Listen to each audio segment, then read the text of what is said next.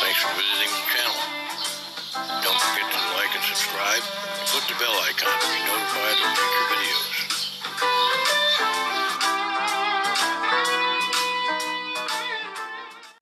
Hey folks, Dan Ryan here for our today's episode, and today we're looking at the, notice how I place my fingers very gently on the box so that I'm doing that. You'll hate that. I don't hate that. I just hate it when you're not doing it to any particular beat. Really?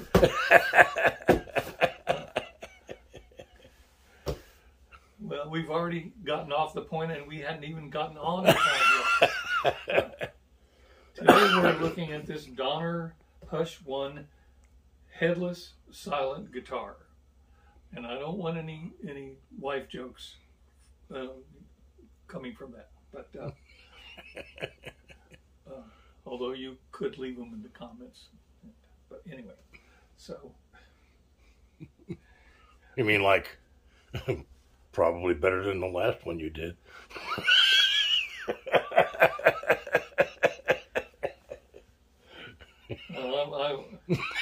I know too many. My oldest friend, who died about 3 years ago, had any number of incredibly misogynistic jokes. Didn't mean they weren't funny, but they weren't nice. So let's take this guitar out of the box. For lack of anything better to do, obviously.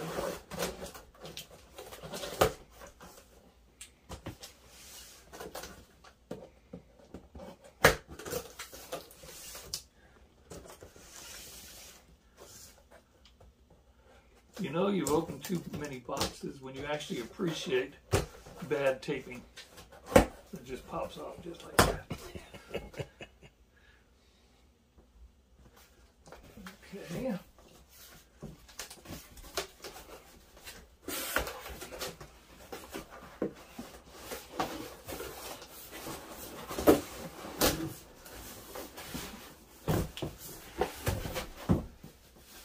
can already tell you that this sucker's a little bit heavier than my Yamaha sound guitar.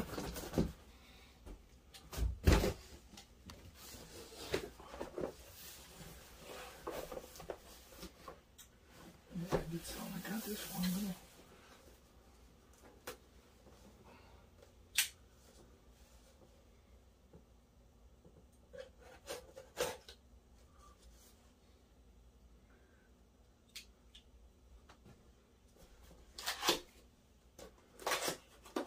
This is actually kind of nice having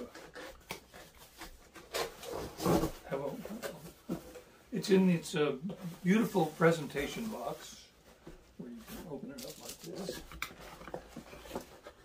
It comes in its own gig bag with foil wrapped handles. I guess that makes it easier to identify when you're yanking it out of the overhead bin. It does have a battery, and it is wrapped. It's got a tuner, clip-on tuner. Got a pair of earbuds, Donner earbuds, and it's got a guitar strap. The strap on these kind of guitars is very important because they can be difficult to balance because of their design. Okay, so... Not as good as last time, but still made it. Yep. So there's all your case candy.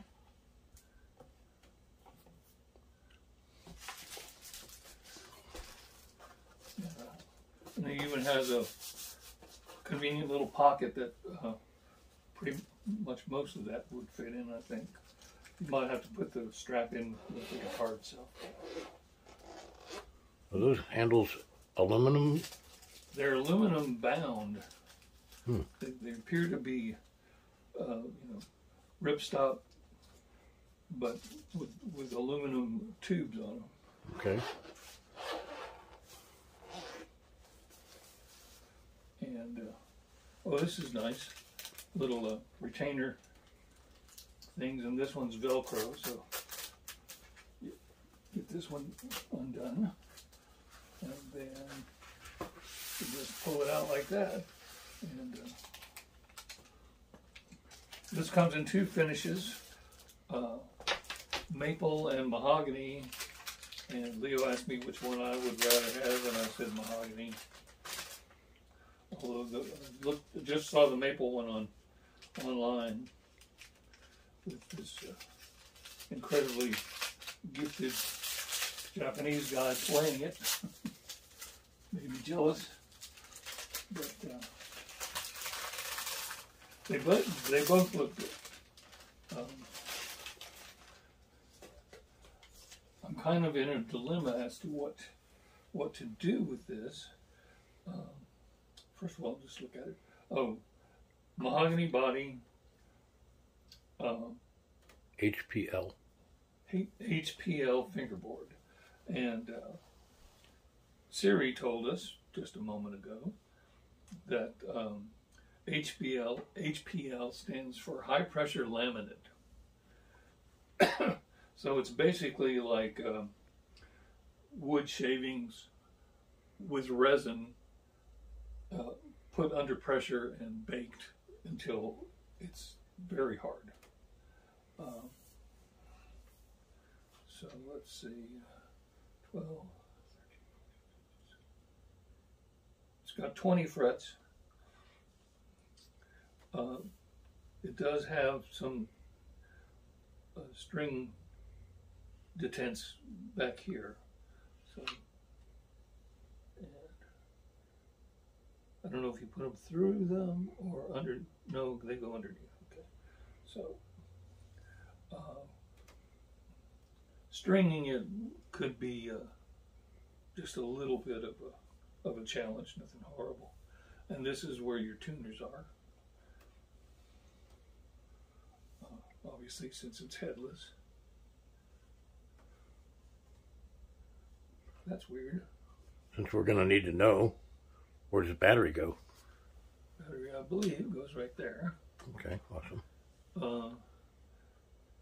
So it's got a speaker out, although it's not a regular phone plug. It's a mini plug like for headphones.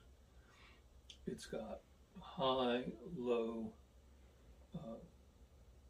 tone controls and volume control.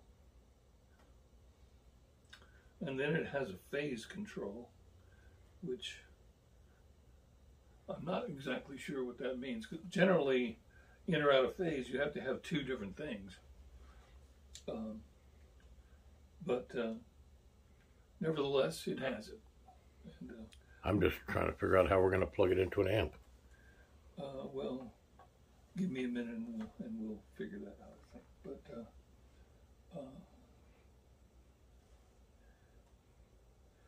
okay, so it is, I was going to say it's a solid piece of mahogany.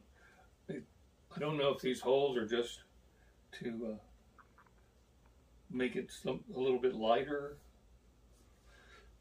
They're Probably to hold that board in. Oh, I'm sorry, you're right. Yes. Where are they? That's the thing I'm needing. What are you looking for? The parts that turn it into a guitar. Oh, yeah, that's correct. They're probably in that pocket on the outside.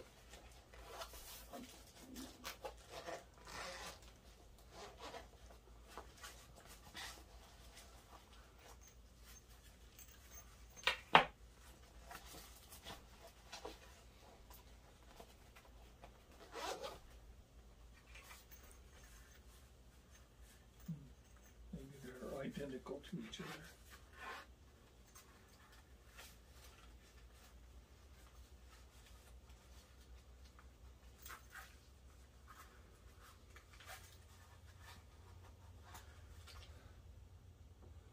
There's one of them.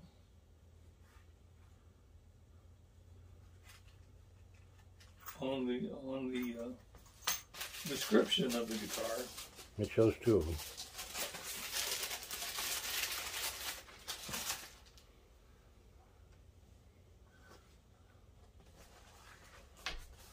Take a look in there one more time.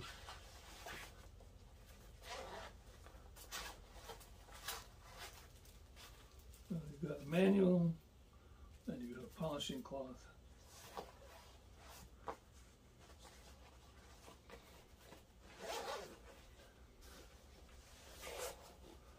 It's a marvel of ergonomics.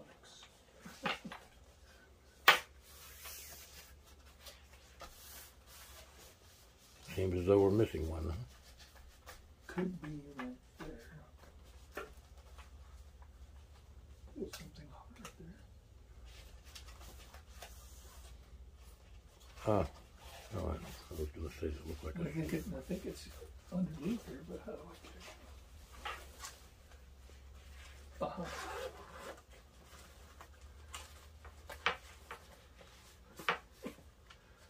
With these guitars, one of the challenges is remembering how to get it back in again. So now we have all the parts. So Tell you what, folks, we're going to get this thing together for you, and we'll be right back. yeah. Hey, folks, in the next segment, Dan's going to make out as though this guitar is kind of painful to put together. And for the first time, without reading the instructions, it was. However, once it was put together and taken apart, it was obvious that the screws that hold the guitar-shaped pieces, and you're just supposed to leave the screws in those pieces, and they don't get lost that way. And also, there's a captive Allen wrench that is for tuning the guitar, and that captive Allen wrench is magnetic, so it won't fall out, as Dan stated it might. Also, the action was pretty high because it needed a truss rod adjustment. Once I adjusted the truss rod, and we intonated it again and tuned it up, it was fine. It was a lot easier to play. Dan wasn't here for that. He had a doctor's appointment, but Patrick and I kind of messed with it a little bit before we put it away. All right, back to the review. Hey folks, well, we're finally back here with this Donner Hush-1 silent headless guitar.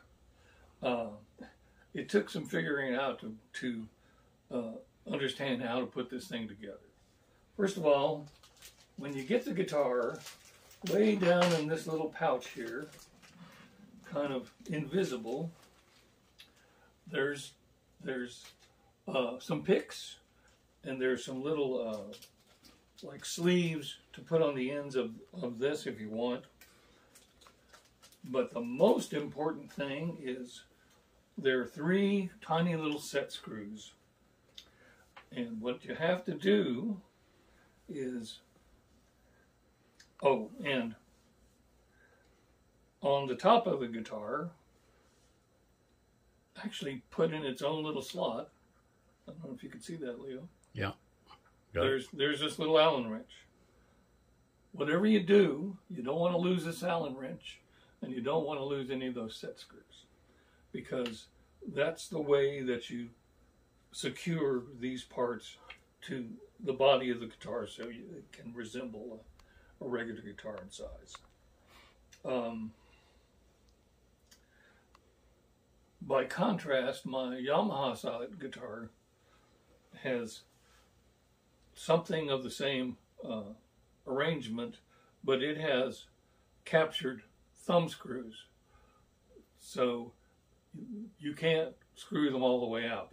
They go out to a certain extent, enough so that you can get this in, and then you tighten them up, but they always stay with the guitar, which I assure you, I told Leo a minute ago, first time we put this guitar together, plan an hour. It ain't the most intuitive thing that I've ever done, but Okay, so you put these in, then you put the set screw in, then you use the Allen wrench, tighten up the set screw so it doesn't pop out again. Same with this one down here. Now, tuning. It has these tuners.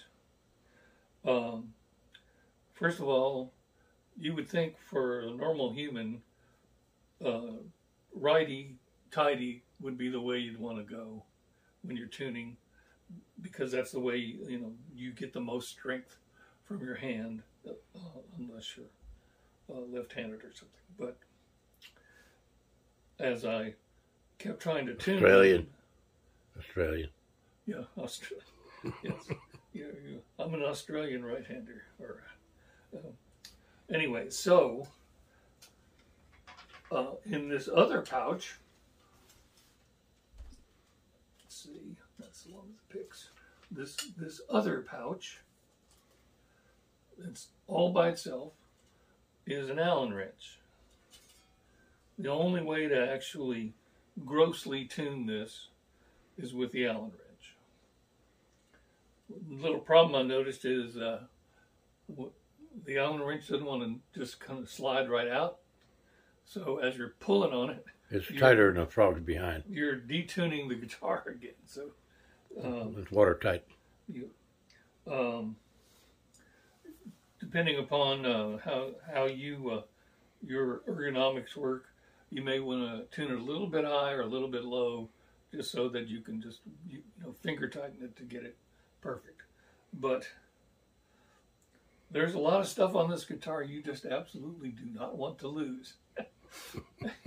This is one of those things. The little Allen wrench that's inset into the top, and it's just in there by gravity. So if you turned this upside down, I'm pretty sure it could fall out. So that bothers me a little bit.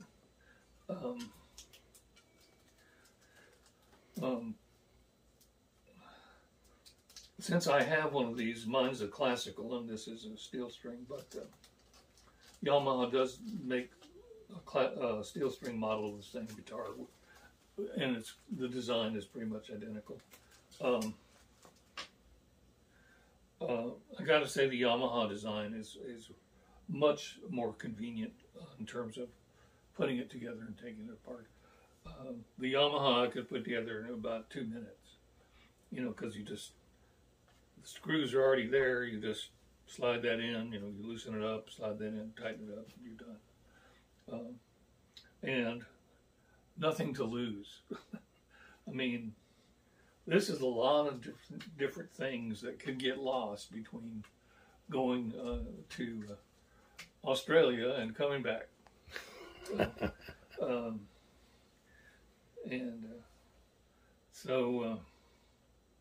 Oh, wow, Dan. What? I must not have pressed record, but... No, I'm just kidding.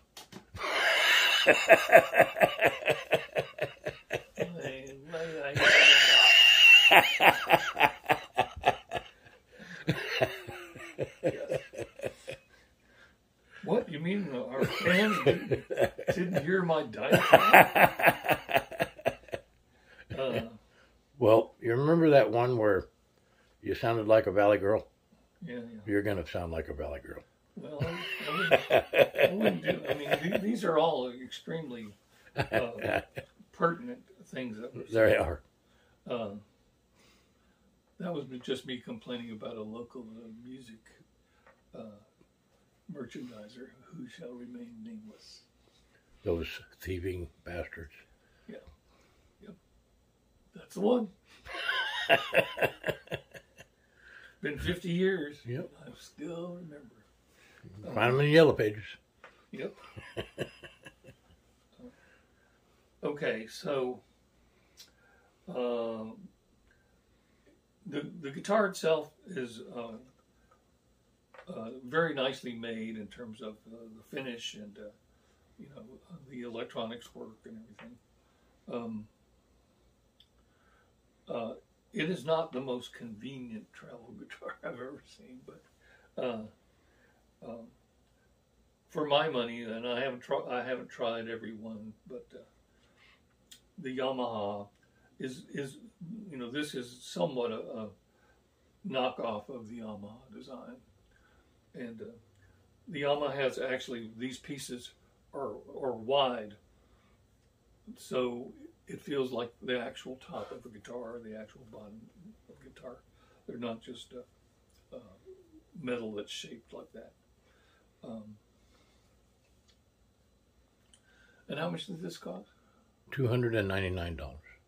Okay, well, so you look around for a used Yamaha silent guitar, and if you can get it for around that price or a little bit more, you're probably going to be happier with that. We haven't even talked about playing it yet, but there it is, the Donner Hush-1 silent headless guitar. And I want to get the headstock in there. All right, thank you. That's kind of nice. At least you can. At least it has something where you can hang it up. Right. Because the Yamaha doesn't have that. So, you either have to put it back in the case or lean it against something. But because they don't respond to stands very well. They're just not heavy enough. Okay, so we're gonna stop now, tune up one more time, and try to figure out something to play with this thing. Hey folks, Dan Ryan here. Today we're looking at the Donner Hush-1 headless silent guitar. And before we play this track, we're going to do the Bortsian E. So Gunter, this is for you. So really, a lot of that has to do with this. The strings on this guitar are very heavy, and the action is not what I would really like to be playing. Nevertheless, we're going to do our best.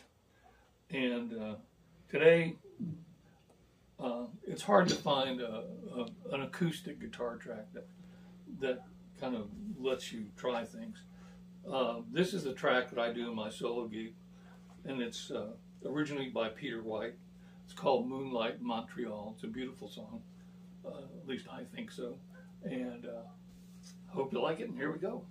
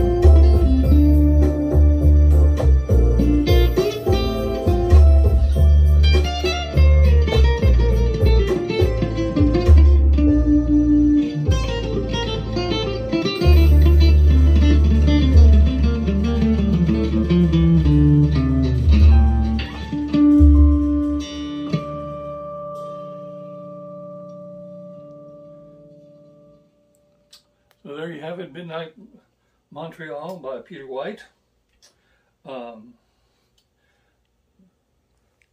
The sound of the guitar is actually pretty nice, just as an acoustic guitar. The gentleman that does the demo on the Donner site does a distorted lead. This is really not set up for that. I'm sure you can do it, and it might sound okay, but this is really supposed to be an acoustic guitar.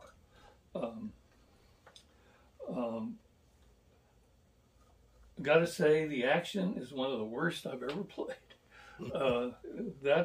This guitar just got in my way about as much as any guitar I've ever played. And I picked a song where I had plenty of time to move between parts because I knew it was going to be difficult. But I didn't think it was going to be quite as difficult as it was. So, well, you made it look easy. Well, thank you.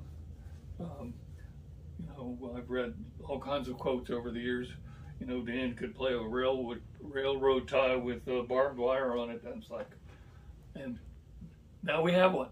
Oh, come on, man. It wasn't quite that bad, but it was. It just needed to be set up. But it, in the what do you call it? The spirit of the channel, which is, can you play it right out of the box? You can. Yeah. But not everybody can. Yeah, well, you can if you got about an hour and a half to just figure out how the damn thing goes together. I guarantee you the gentleman on the Donner site was not using this gauge strings. I mean, these are really heavy acoustic strings. If Leo says it just has to be set up, but there's really hardly anything to do to set it up, except if you're going to use it as an acoustic, which it should be, then you should get much lighter gauge acoustic strings, kind of close to the range of an electric, because it's going to be amplified anyway. The pitch is the pitch, so why harm yourself if you don't have to? But there it is, the Donner Hush-1 headless silent guitar, and it is both headless and silent. As I said before, after Dan left, I did a truss rod adjustment, and we re-intonated the guitar and tuned it up, and it was much easier to play. Dan would have probably enjoyed it, but that's something that we never have to do to guitars on the channel. Hardly ever do we ever touch them, aside from just playing them right out of the box. This particular guitar was exactly like that. Of course, the assembly required, but it is a much better, easier to play guitar than it is made out in this review, because of the fact that the truss rod was there was so much backbow in the neck. It made the action just like an eighth of an inch high in the center of the neck. It was very difficult to play. So kudos to Dan for getting what he got out of it, because he made it sound beautiful and made it look easy. And I'm Dan Ryan. Leo Ryan's behind the camera. We hope that you will like and subscribe. Click the bell icon to be notified of our future videos. And we'll see you next time. Thanks.